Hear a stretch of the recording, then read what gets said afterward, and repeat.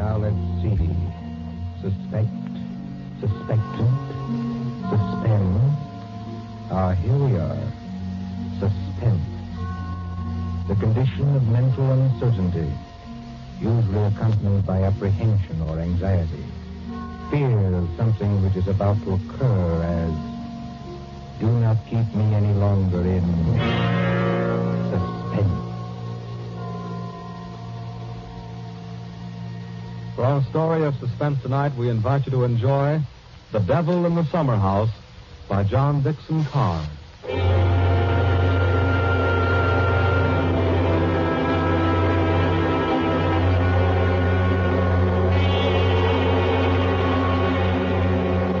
Somewhere along the Hudson, perhaps not far from Tarrytown, there is a modest house in its own grounds. Behind it, in a spacious garden, stands a summer house of evil memory. More than 25 years ago, a man shot himself, or at least died, in that summer house. They found Major Kenyon with a scorched bullet hole in his head and the weapon beside him. But we are in the present now. The latticed summer house has grown heavy with vines, and only the other evening 2 men came into that garden at twilight, over the shaggy grass, as a storm was brewing along the Hudson. 2 men, the lawyer from New York. Who's there? And Captain Burke of the Homicide Easy, Squad. my friend, easy.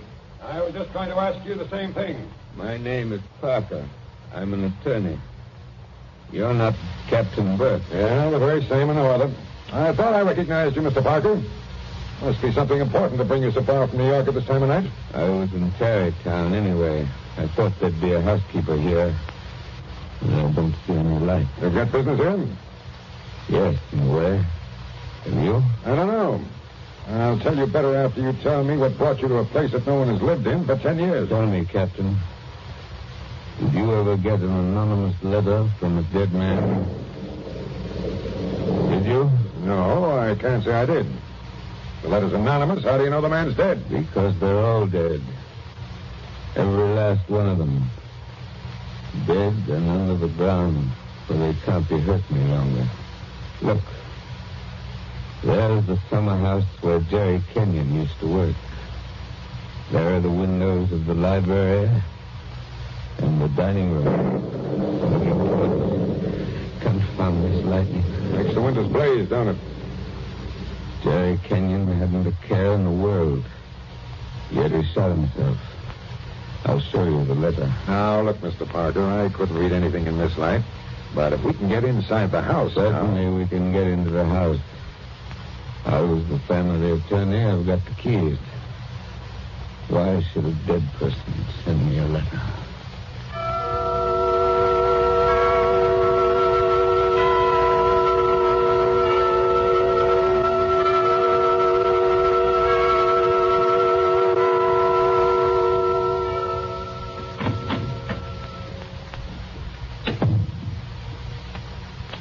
No light's working, eh?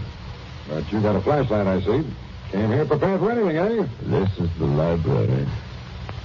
There were always candles on the mantel. Yes, there they are. Have you a match, Captain? Yes, I'll light them. That's better. Same old heavy furniture. Same old thick carpet. Same old glove mat. Now, Mr. Parker, this letter that you were talking about. Yeah.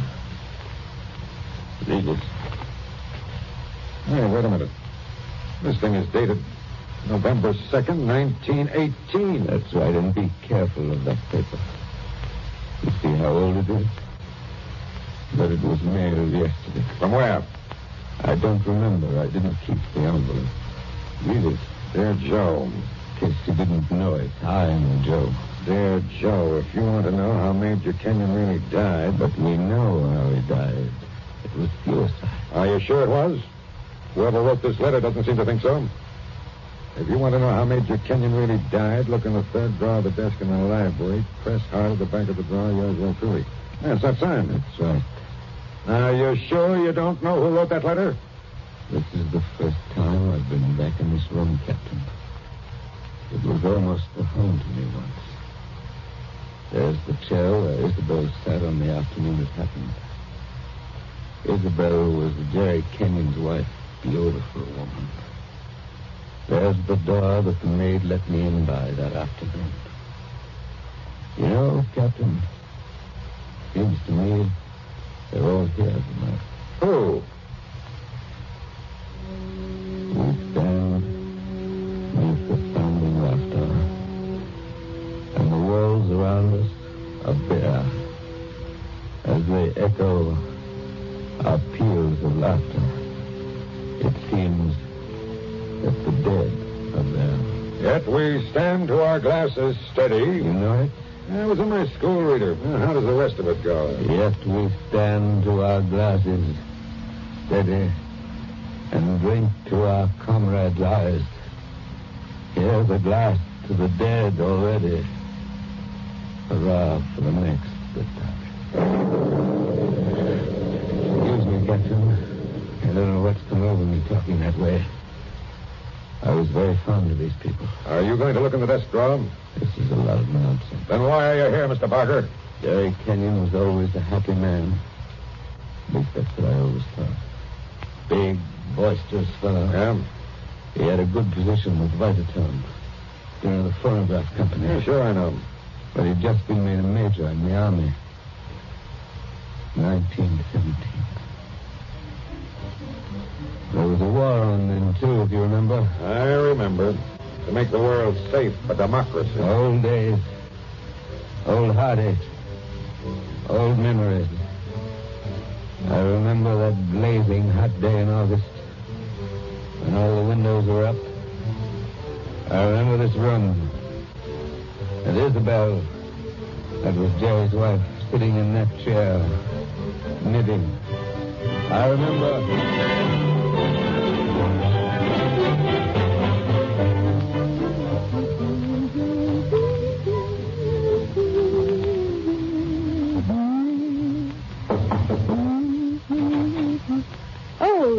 Kitty, what is it? There's a man to see you, Miss Kenyon. He says his name's Parker. Yes, I'm expecting him.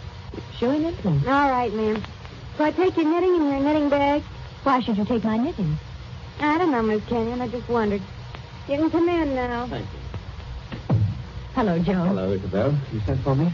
Joe, I must apologize for Kitty. Servants are getting to be a problem nowadays. She looks pretty enough to get along. Oh, Kitty's got large ideas. She wants to go on the stage, if you please, and do imitations, like Miss Draper. She only knew how hard it was acting all your life. Isabel, you've been crying. I have not. At least Is that why you sent for me? I missed you. You haven't been here in over a week, Joe.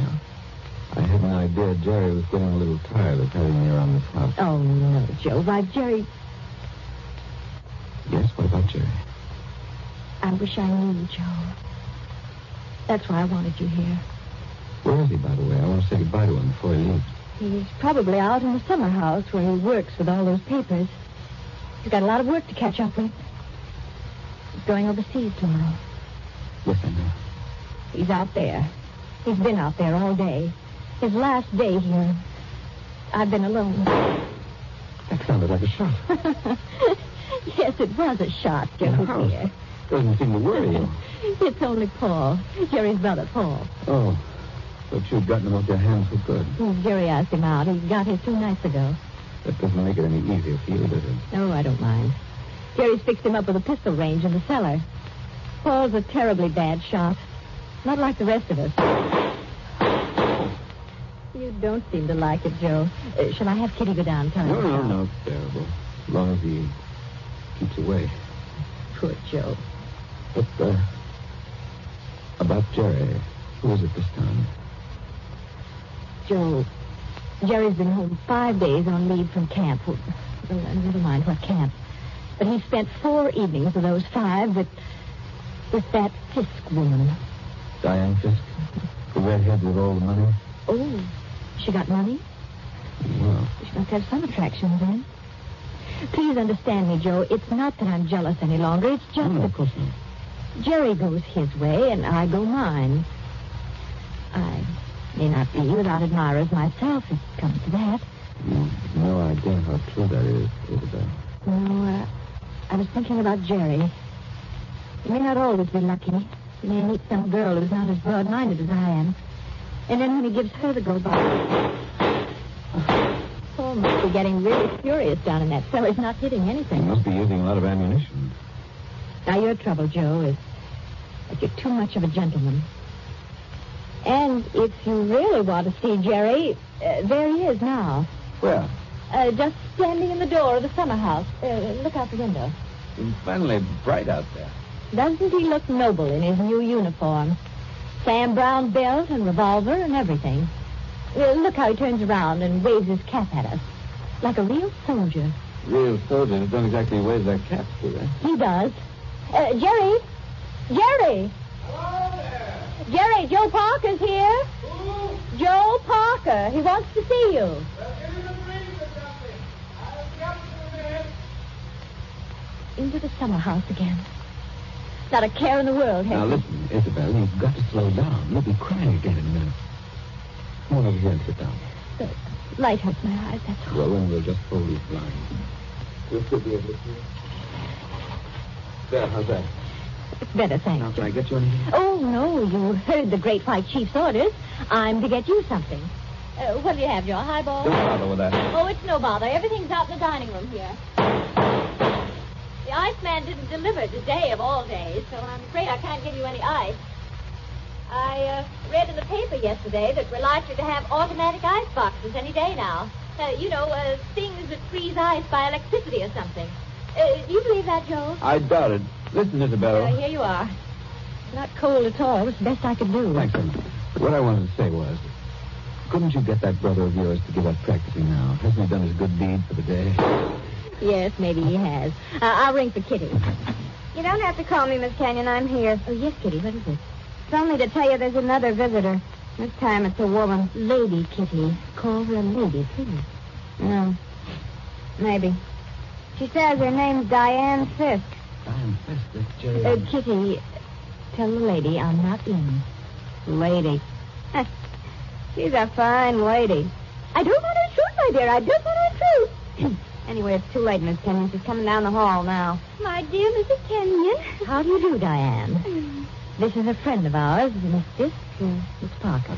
Now, I don't want to intrude, really. I don't. I wouldn't intrude for worlds, especially on a day like this. Isn't it awful? But your husband simply insisted, my dear Mrs. Kenyon. He simply wouldn't take no for an answer. I'm sure he wouldn't. Do you know what he brought from his office as a surprise? No. A phonograph recording machine. He's going to let us use it. So that we can all hear ourselves talk twice. How nice.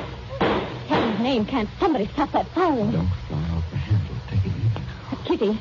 Yes, ma'am. Would you please go down the cellar and tell Mr. Kenyon's brother he's driving us all crazy. Tell him to stop. Yes, ma'am. My dear Mrs. Kenyon, I do hope I haven't offended you in any way. I know I'm a silly little chatterbox. They say people who have red hair often are.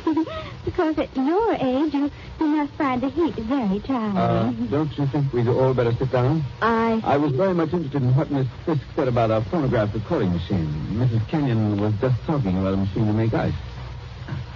Yes. Isn't science wonderful? But I do think it was mean of Major Kenyon to invite me out here and then go and fall asleep in the summer house. Did you say fall asleep? Yes, of course. How did you know? Well, I came up the back way and I saw him in the summer house with his head forward on the table, taking a nice little snooze. It's very queer. Of course, you couldn't see much except in the bright light of the door, but I think I saw him there. I didn't disturb him, naturally. But I think I'd better disturb him. Oh, now, please don't trouble on my account. The fact is, my dear, I don't altogether trust myself in this room. A woman of my age has to conserve his strength, you know. So if you'll just excuse me. Well, of course, if you... Oh, dear, I just can't think what I'm always saying because I have the best intentions in the world, Mr. Barker. Parker. Yes, Parker, but I do somehow manage to offend people being so dependent and everything. Except the man, of course. I couldn't offend you, Mr. Barker. Parker. How else could I? Madam, I'm not sure. Of course, the person I really came to see was Paul, Mr. Kenyon's brother. He's a little young, of course, but he's joining up next month, and I think we should all do our bit, don't you? He has such a pleasant personality. I think he likes me. Why, if he walked into that door this minute... Now, how am I ever going to get any place? Someone's always interrupting my revolver practice just when I'm getting to the point where I can... Oh, Why, Paul, good Lord, are you here again? you're a very untidy object, Paul. It's pretty untidy in this cellar. And dirty. I've got cockroaches on me, so keep away. Did you have a good day shooting? Swell. One of the best. Hit the target? On the only shot that mattered, I hit the target dead center. That sounded like Isabel. I think it was Isabel. Why have you got those blinds down? Get them up. What is it? What's wrong with you? What are you looking at through that window?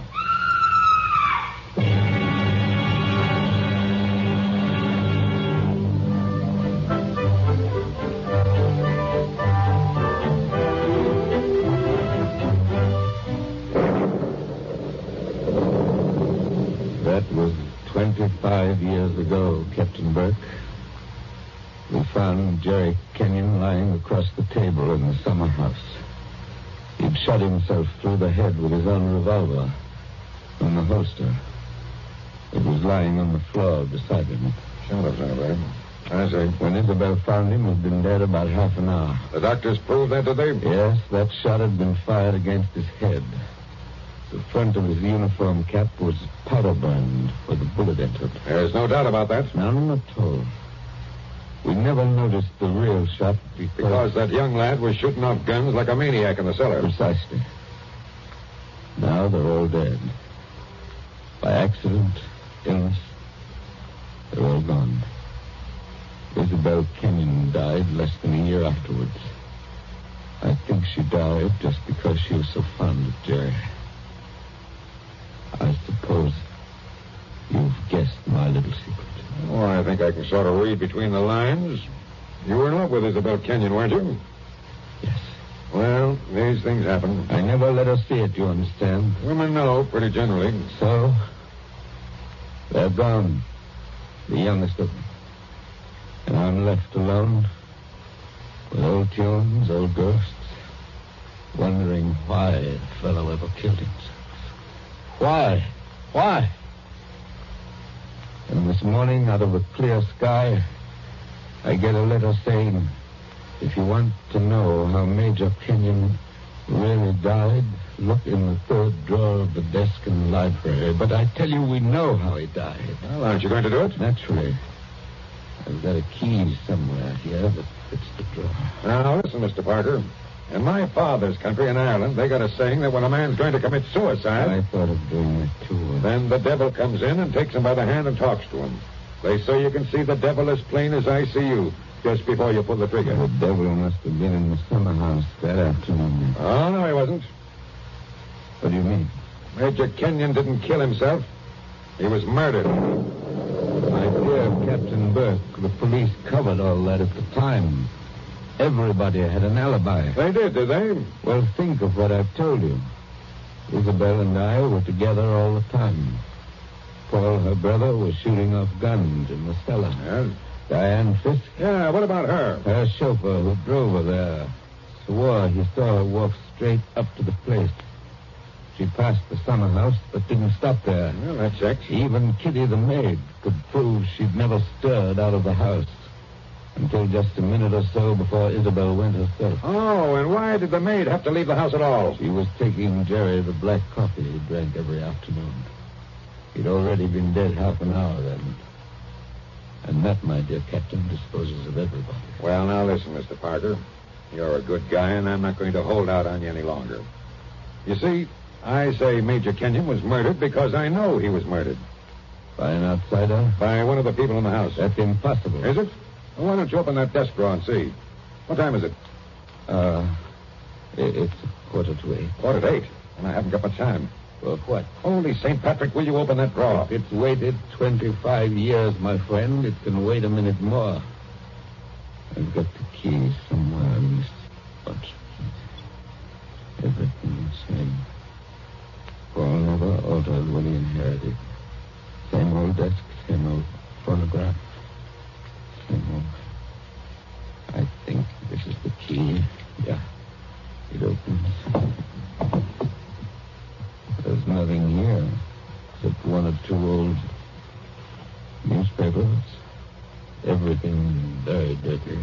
says to press hard at the back. Now, have you tried that? Doesn't seem to. Yes, by George, it does work. Well? There seems to be a movable back on a hinge. Well, what's inside? Some sort of flat brown paper parcel sealed with wax. And about as dirty as it can get. Open it, man. Open it. I'm going to. It's a phonograph record.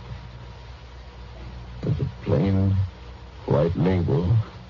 Something on it written in pencil. I don't see too well nowadays without my glasses. Here, give it to me. I'll read it to you. Go on. A record of how I killed Jerry Kenyon.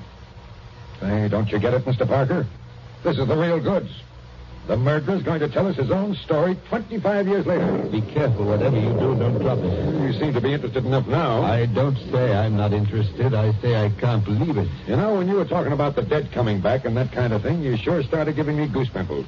But that's just what it is, a dead person. Now, there's the phonograph. Put that record on. Let's hear what the ghost says. Any of them could have made the record, of course.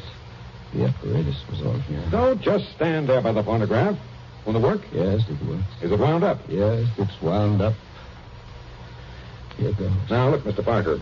Whose voice do you think it's going to be? I don't know. Now, I want to warn you. The voice you're going to hear from there... Please, be quiet. Listen. I've started it up. Well, speak up. Who killed Jerry Kenyon? I killed him, Joe, dear. What's about? I'm sorry about it, Joe, but I had to have you for an alibi. And you were so terribly easy to It's fool. only a phonograph record, man. Don't look at it as if it was alive. You said you and I were always together, Joe, but that wasn't quite true. I left you to go into the dining room and mix a highball, remember? Yes. And I was carrying my big knitting bag. Remember that, too? And there was something else in it besides knitting. I'm an awfully good revolver shot, Joe. I told you we were all good except Paul. And the back windows of the dining room faced the same way as the back windows of the library. Thank you, Isabel. Thank you. Jerry was in the summer house. I made a sign to him from the window, and he came to the door there. In bright sunlight, 50 feet away. Sure thing, Isabel. Sure Joe, thing. don't you know what August heat is in a wooden summer house? Didn't anybody see that no man would be wearing a cap inside on a day like that? Jerry had taken his cap off before he went into the summer house. We saw him do it. He was bareheaded when he came to the door.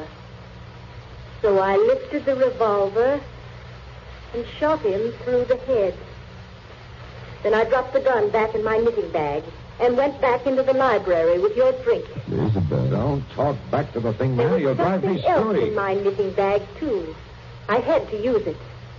It was a duplicate of Jerry's army camp with a powder-burned hole already fired through it in the place I wanted. Very clever of you, Isabel. So I've been the goat for 25 I years. waited for some time and then slipped out to find the body. I fitted the new cap over Jerry's head in place where it ought to go. I put the old cap in my knitting bag. I took his revolver out of the holster and kept it. The gun that I'd used, I dropped on the floor beside him. So I proved it was suicide. You see? You proved it to me. Joe, listen, I'm very sick. They tell me I'm going to die. You are dead. Joe, I'm afraid. I'm going out in the dark, and I don't know what's there. Don't go away, Isabel. Come Joe, on. Just for a moment. Okay, I've had just about enough of this. Joe, I want you to tell everybody about it. I want you to tell them how a poor, crazy woman couldn't stand that man any longer, and how... Yeah. It's cut off and it's going to stay cut off. Thank you. I've heard about enough, too. But you can't arrest her now, my friend. You can't arrest her now. After hearing that, I'm not going to arrest anybody. Tell me, Captain. Did you know what was on the record? No. That's why I had to hear it. I knew about it, but I wasn't sure what it had to say. But so help me, I never guessed how hard it would hit you. Man, don't you get it even yet? Yes, I get it. Oh, no, you don't. You don't see anything. That was how the fake suicide was managed, yes. That's just how it was all done, bar one or two little things. Only what? Only it wasn't Isabel Kenyon who committed the murder. Did I hear you correctly? You did? This is another one of your little jokes, I imagine. Can't you let me alone? Have you some kind of personal spite against me? What did I ever do? You're going to hear the real truth now if I have to hold you down in that chair. I know Mrs. Kenyon didn't kill her husband because I've just come from talking to the real murderer up the river. But they're all dead. Oh, no, they're not. And I haven't got much time either. That clock's just going to strike 8. What's the time got to do with it? Deal if you'll follow me. Mrs. Kenyon died less than a year after her husband, didn't she? Yes. But it wasn't Mrs. Kenyon's voice you just heard on that record. What? I'm telling you, the real murderer hated her. Hated her like poison and wanted her blamed for the crime. When Mrs. Kenyon died, the real murderer wrote a letter. Well? But she never mailed that letter. She made a lying record of Isabel Kenyon's voice as evidence. Now you figure it out for yourself. Who was pretty enough to take Major Kenyon's eye and strike back like fury when she got thrown over? Who wanted to go on the stage and do impersonations? Kitty, the maid. Ah, you're talking sense. She shot Jerry from the dining room window. When she couldn't borrow Mrs. Kenyon's knitting bag, she went out to the summer house with a gun and the fake cap wrapped in a napkin on a coffee tray. She did go out, I remember. Actually, she got there before Mrs. Kenyon did. But the summer house was dark inside, and Mrs. Kenyon never noticed her. The next day, Kitty wrote that letter, but she couldn't bring herself to send it. So she kept that letter till the day before yesterday.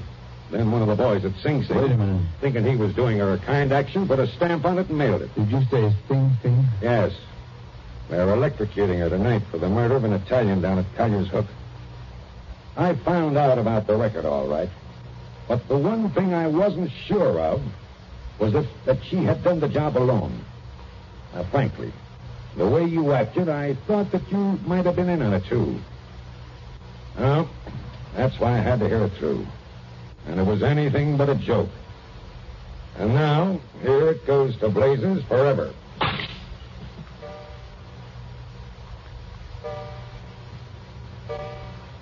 Eight o'clock. Now she's dead.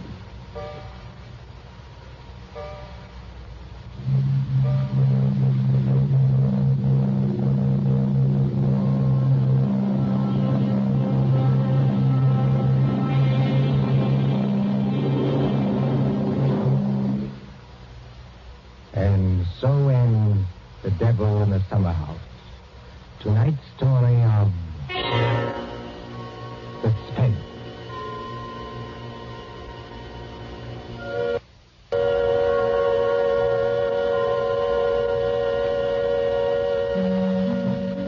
The part of Mr. Parker was played by Martin Gable.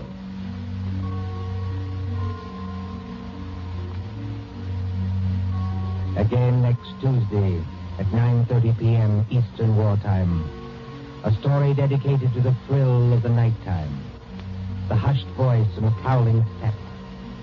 Another adventure in suspense. William Spear, the producer, John Deep, the director, and John Dixon Carr, the author, are collaborators on Suspense. This is the Columbia Broadcasting System.